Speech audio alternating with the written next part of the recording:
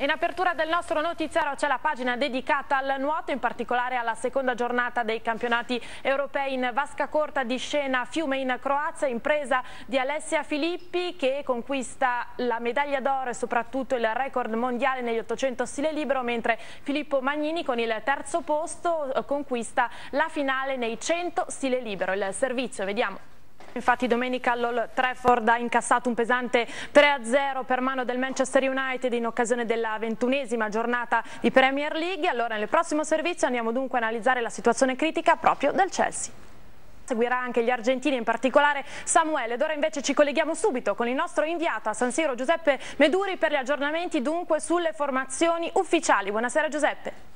Lasciamo la Formula 1 perché questo fine settimana in Galles si corre l'ultima tappa del Rally 2008. Sentiamo. Si apre con la sfida al Castellani tra Empoli e Bari. Allora la presentazione è affidata a Valentina Ballarini. Vediamo. Parliamo del ritorno di Armstrong in occasione del Tour Down Under di Scena in Australia il prossimo 18 di gennaio. Il servizio di Fabio Panchetti.